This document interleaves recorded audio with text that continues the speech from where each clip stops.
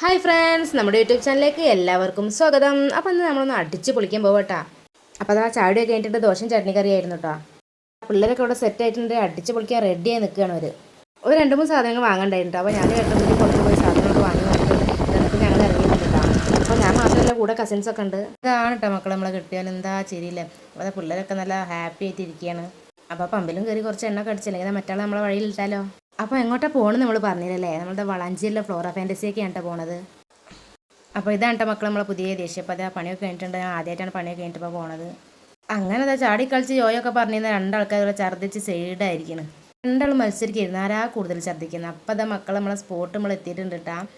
നല്ല അടിപൊളി സെറ്റ് സ്ഥലമാണ് കേട്ടോ. അപ്പോൾ വെക്കേഷൻ കാര്യങ്ങളൊക്കെ മക്കളായിട്ടും ഫാമിലിയൊക്കെ ആയിട്ട് വരാൻ പറ്റിയ നല്ലൊരു സ്ഥലമാണ്. ഒരു ദിവസം നമുക്ക് മുഴുവനായി എൻജോയ് ചെയ്യാൻ പറ്റിയൊരു സ്പോട്ടാണ്.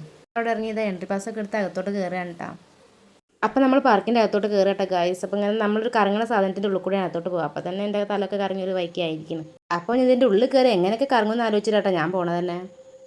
അപ്പോൾ കയറിപ്പെട്ട് നമുക്ക് ലോക്കറിൻ്റെ കീ തരും. നമ്മുടെ ബാഗും കാര്യങ്ങളൊക്കെ സേഫാക്കി വെക്കാൻ വേണ്ടി ലോക്കറിൻ്റെ കീ തരും. ഇതിൽ സൂക്ഷിച്ചാൽ മതി, തിരികെ വരുമ്പോൾ കൊടുത്താൽ മതി. അങ്ങനെ ഞങ്ങൾ കയറി ഒരുപാട് റൈഡും കാര്യങ്ങളൊക്കെ ഉണ്ട് കേട്ടോ. എൻ്റെ മോനാണെങ്കിൽ ഏതിനൊക്കെ കയറേണ്ടത്, കുറേ നേരം ഇതിൻ്റെ വായ തന്നെയായിരുന്നു. മറ്റാളാണെങ്കിൽ ഇത്രയും പന്ത് ഒരുമിച്ചിട്ട് ഏതെടുക്കണ്ടിച്ചിട്ട്. അപ്പോൾ ഉച്ചയായപ്പോൾ ഫുഡ് കഴിക്കാൻ പോയിട്ടാണ്. ബിരിയാണിയാണ് ഓർഡർ ചെയ്തത്. 150 രൂപയാണ് ബിരിയാണിക്ക്. അത്യാവശ്യം ക്വാണ്ടിറ്റി ഒക്കെ ഉണ്ട്, നല്ല ടേസ്റ്റിയാണ്. അപ്പോൾ ഭക്ഷണം കഴിക്കാൻ ഇരുന്നോടത്തെ വ്യൂ ആണ് കേട്ടത്, നല്ല അടിപൊളി വ്യൂ ആണ്. അങ്ങനത്തെ ഞങ്ങൾ ഫുഡൊക്കെ കഴിച്ച് നേരെ കയറിയത് 3Dയിലേക്കാണ് കേട്ടോ. ഒരു അടിപൊളി എക്സ്പീരിയൻസ് ആയിരുന്നു കേട്ടോ 3D സെറ്റ് ആയിരുന്നത്. പിന്നെ ഞങ്ങൾ നേരെ വിട്ട് DJ കഴിച്ച ഫുഡൊക്കെ ഒന്ന് തയ്ക്കേണ്ടത്, എന്നാലേ നമുക്ക് മറ്റേ റൈഡിലും കാര്യങ്ങളൊക്കെ അടിച്ച് വിളിക്കാൻ പറ്റുള്ളൂ.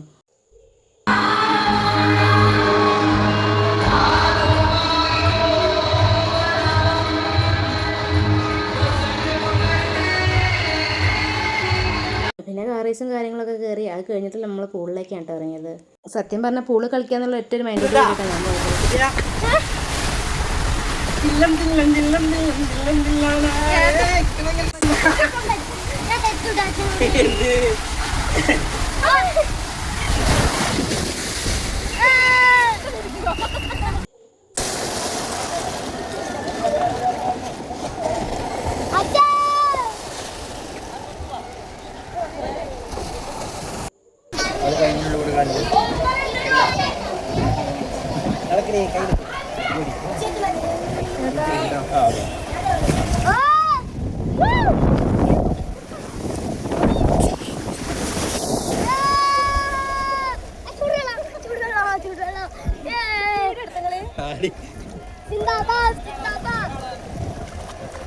ഇറങ്ങണ്ട, അങ്ങനെ ഒന്നല്ല.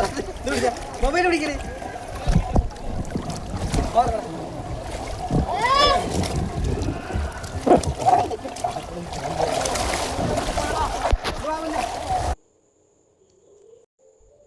അത് കഴിഞ്ഞ് പിന്നെ കുറച്ച് ചാടി കളിച്ചപ്പോൾ തന്നെ ഇറങ്ങാനുള്ള ടൈമായിട്ടാണ്. സത്യം പറയല്ലോ, ഇറങ്ങാൻ തീരെ മനസ്സില്ലായിരുന്നു കേട്ടോ. ആദ്യം നമുക്ക് അവിടെ തന്നെ കുത്തിരിക്കാൻ പറ്റില്ലല്ലോ. ഏതായാലും പോവുകയാണ്. അപ്പോൾ വരില്ല വെച്ചിട്ട് അവിടുത്തെ കുറച്ച് പൂവിൻ്റെയും പുല്ലിൻ്റെയൊക്കെ ഫോട്ടോ വീഡിയോ എടുത്തിട്ട് ഞങ്ങൾ അത്ര സന്തോഷത്തോടെ അല്ലെങ്കിലും ഇറങ്ങി അവിടെ നിന്ന്. 6:45 ടൈം ആയിട്ടുണ്ടാവും കേട്ടോ. അപ്പോൾ നല്ലൊരു സന്ധ്യ നേരിയിരുന്നു. അപ്പോൾ കാഴ്ചകളൊക്കെ കണ്ട് നല്ല അടിപൊളിയിൽ ഇങ്ങനെ വരികയായിരുന്നു.